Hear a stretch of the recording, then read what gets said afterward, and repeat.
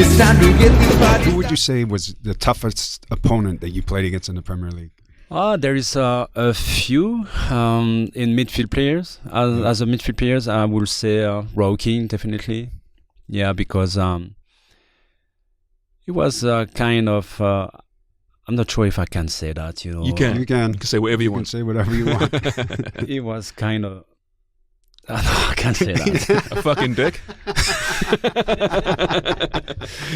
He was always trying to intimidate you, try to put you under pressure, always bad words on the pitch, before entering the pitch, on the pitch as well. Had as well issues with the skipper, you know, the skipper of Chelsea back in days, the English guys, I can't remember his name. Dennis Wise? Dennis Wise. Yeah. This guy used to get a baseball bat in his car all the time.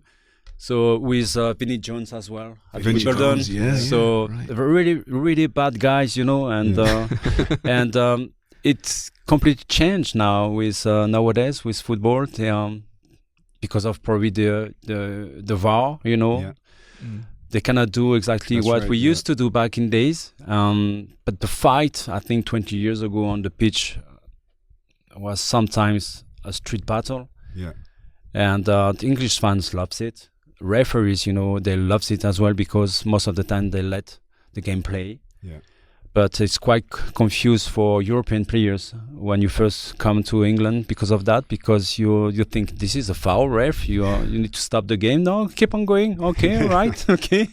Yeah, but you had, I mean, listen, that Arsenal team had Tony Adams, and you Martin had Keown. Martin Keown, Steve Bold, Yes, Ray Parlour, You had right? some These tough Nigel guys. Winterburn, guys. Lee Dixon, Yeah, so was the relationship between those English players and the new foreign players, was you tight? Were you Yes. friends? Yeah. Arsène Wenger, he said to the French community, because we were probably 6 or 7 players, we used to speak in French all the time, and he get pissed about that, and he told us that we are the foreign players. We are not in France anymore. So we need to adapt ourselves to the English culture, which means you have to speak English. I'm sorry, but my English sometimes is not good enough. But this is why we started, even when we were only together, to speak in English.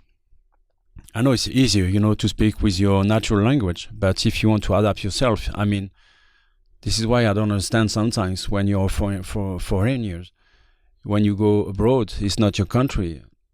This is your responsibility to adapt yourself. This is not the country.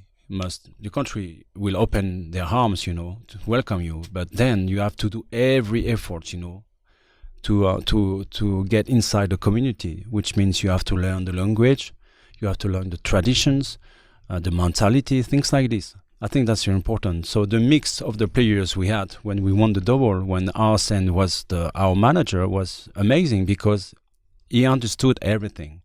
And because those guys, you know, the back four, you know, typical English with Pat Rice, the assistant of Arsène Wenger, typical English as well.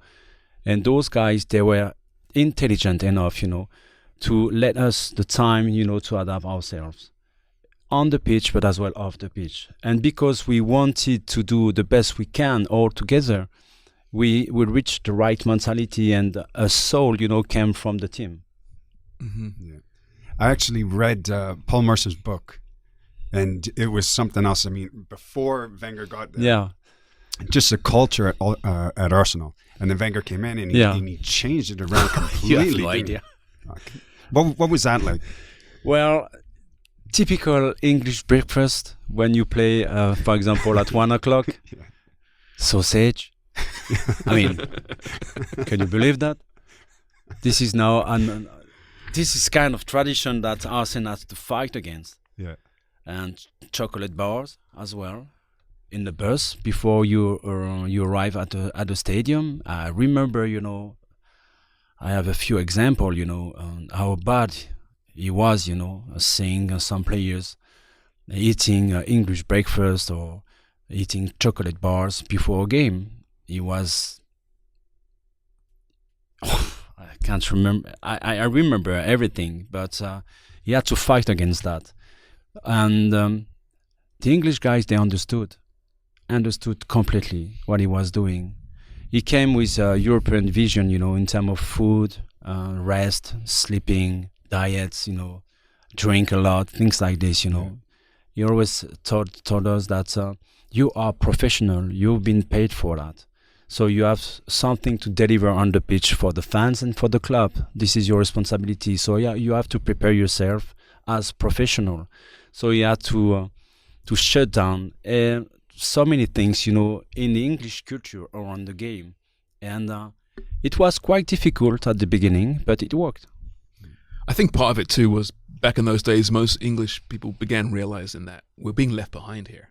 European football is moving in that direction, and we're still stuck here playing these old moribund tactics, these poor work ethics, diets. So they were almost welcoming Arsene Wenger. So Alex Ferguson was there, of course, old school, but understood that as well. I think in many ways. But I think looking back, the '98 France team, the World Cup winners, which you were part of, that did a lot for the foreign invasion in England, because English fans watched that team and thought, shit, we want a piece of that. We want that. I think before us, I think 2 players opened the door for us in England. It was Eric Cantona. Yeah. Right. Eric was still the king at Manchester United. Yeah. And I think he made such a big impact in England for French players. And then we had David Ginola. Yeah. The magnificent David Ginola. What a player. What a player too. So back in days, at this time, we were brand French players, beautiful players, but losers.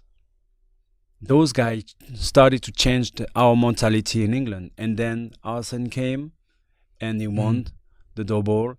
And then more French players came and they won. And then we won something with the national team. And then we repeated 2 years after that with the European Championship in 2000. So we were not losers anymore. We were winners, and which is very important. And every single sport in France started to change as well. We were not the first sport, to change the mentality in France. The first one was handball players, Yeah. They were world champion before us. Yeah. And they started to change that, a collective sport. Yeah. But individual as well change. And then that's why now you can see in France a lot of world champions, European champions in different disciplines. Did you come through Clairefontaine? Me? Yeah. No. Is that after or No. before? I was raised at Monaco Academy. Yeah, Monaco, but the national program, though, wasn't that in Clairefontaine? Yeah, Clairefontaine, Yeah, right. Produced such great talent. Yes. Over and over again.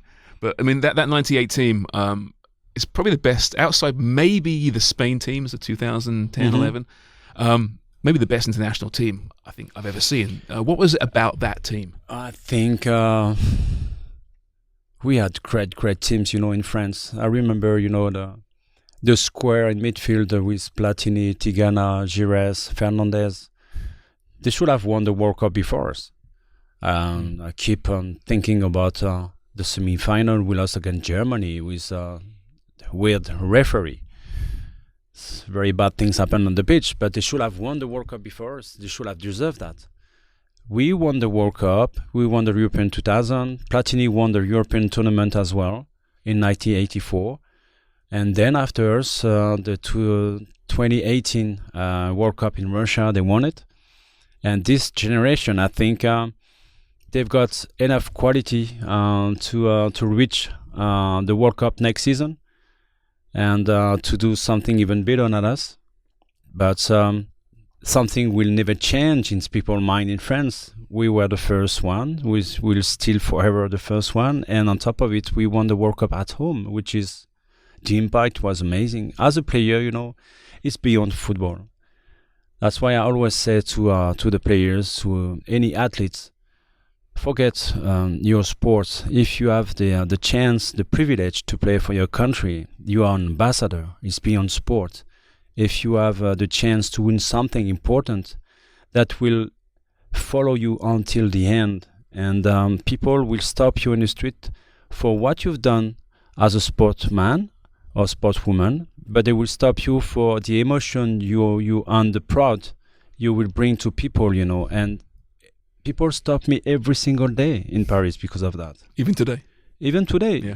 Even in Montreal, people, they stop me. They thank me for what I've done in 1998. I'm quite surprised. I know that Quebec, is quite French as well, but football is it's amazing because everywhere I go to Bangkok, I go to China, I go to South Africa, everywhere, people, they stop me because of what I've done in football. We are not scientists. We are not politics. We don't change people's lives.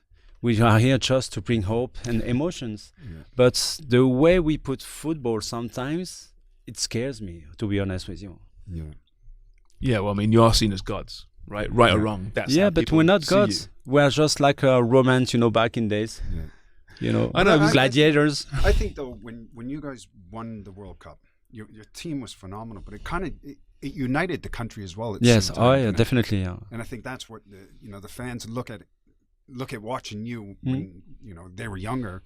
And it's funny because they're stopping you is because they probably think you're friends, right? Because they watch you so much on TV and what you've done for a country. It's very popular, football. Pedestal. And you're right. And when we won the World Cup, there were, I think, 1 million of people on the Champs-Élysées, millions of people in the street in France. And everybody was celebrating, the victory. Didn't matter what kind of religion you were supporting, or politically as well, or the skin of your color, the color of your skin, didn't matter at all. And this is what I love the most with football. It unites people. Yeah. You said that you're not gods. Well, Zidane might be a god. He's possible. A god. Yeah, he's a god. Yeah. I was with him last week. Oh, yeah. I can tell you, he's a god.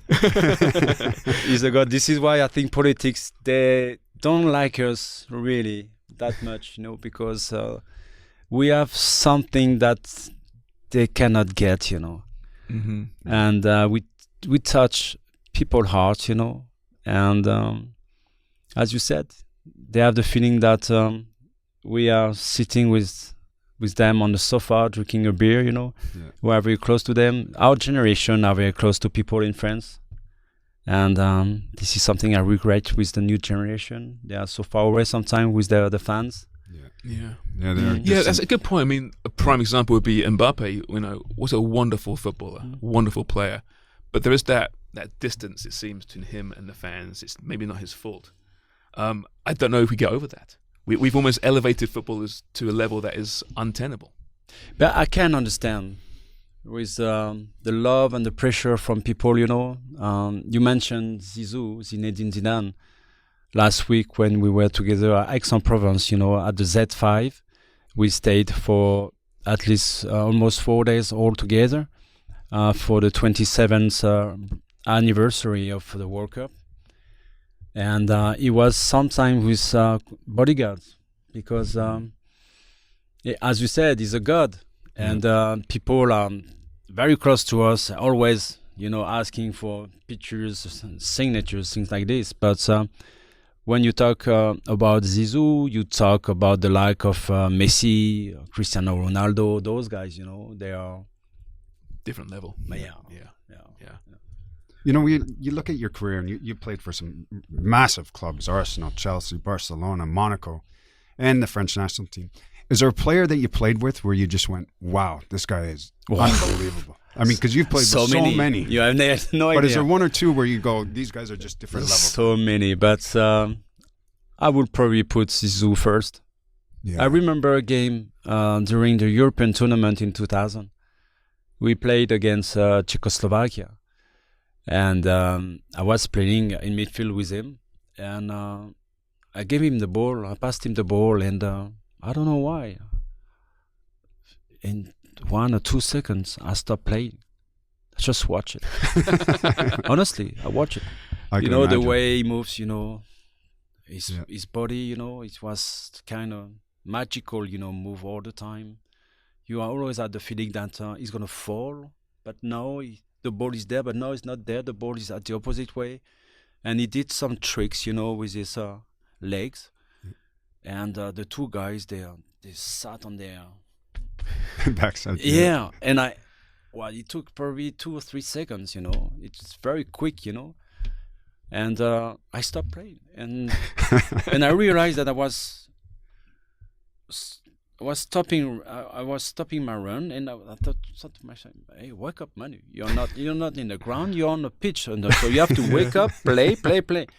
So sometimes at the training session, he used to do things that you can't learn in a book. It's in his blood. I think was it. Even Dennis Bergkamp's. Oh, yeah. So what would your best five be? Your five-a-side team, who would it be? Oh, that's a good one. Well, yeah, and you're in it. You have to be in it. No. I won't put myself in the team. Okay. No. You were pretty good though. Yeah, no, I won't put myself. I would probably play up front. I have a strong problem to decide between two guys, Thierry Henry and as well George Weah. Oh. Yeah. George Good Weah. luck. In midfield, obviously, I will put probably Zizou.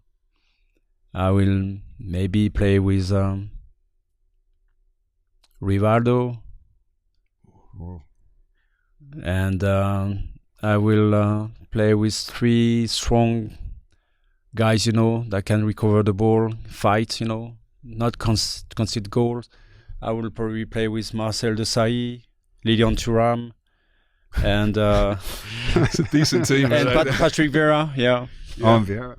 How Vieira? I mean, either you love him or you hate him, right? I love watching him play. He played with such edge. And he stood up to Roy Keane, and we saw it. We call him the big sausage. Did you You're a big guy, but did you grow? Do you feel taller with him beside you? Well, we were playing like a piece of corn, with honesty, trust, and respect, and that's why I love playing with him, on the pitch, because I knew that I could. He will support me at any case. And I think we were a piece of coin because of that, but because as well of our qualities, He used to run with the ball in his feet. He used to break, the lines in midfield. He used to play a small ball, in small areas. I used to play long ball. He was right-footed. I am left-footed. So this is something, he's white, I'm black. I mean, I like because we don't get the same style, but we complete each other very well. Do you World Cup winners? Do you still stay in touch? Are you yes, still course. close now? How does it change your life being a World Cup winner? Change forever. Yeah. As I said, you can win 10 Champions League. It will be amazing stuff, but that will talk to your own fans at the club. If you win something for your country, that's completely different. Even those people who are not interested about football, they know you because you make them proud. You have no idea how many people stop me in the street, girls and men, saying that I don't know anything about football. I'm not interested about football, but I know who you are because of what you've done for the country. As I said, it's beyond football. Yeah. Is that why you keep the hair? Well, this is my style, and I've got grey hair now, so I look older. Hey, I thought maybe David Ginola, set the table right with the grey hair in the Premier League of French players. Yeah. Because of him. But I remember doing the commercial things, with Paolo Maldini, the famous Italian left back, for L'Oreal, and that was fun, We did the commercial in Barcelona. All the French guys have nice hair. They do. Giroud. Yeah, you're right. Right. Zidane. There's one thing you got. Better hair. Manu, listen, thank you so much for this. Really enjoyed it. Brain Eye is the app. Yeah. And we'll talk about it on the podcast more. I'm going to sign up to it as well. I think it's really important for young athletes, old very athletes. Easy to use, very cheap, and I can save people's lives. From child to older people, and it's not only focused on sports who are dealing with concussion, but with every single human being, because when you get older, you develop, problems in your brain, and we are working very hard, with Joe, who is listening us, to develop the apps to go even further, with Parkinson, dementia, Alzheimer, things like this. But for security reason as well, I think the perspective, of the app is tremendous, amazing. And but no, as I said, 40 seconds to use, very easy, and in the palm of your hand. And honestly, grassroots, parents, hockey players, everybody can use it. Absolutely. Well, listen, thank you so much. Thank you. Thoroughly Guys. enjoyed Thank this, you. and enjoy the rest of your stay in Toronto. Thank you.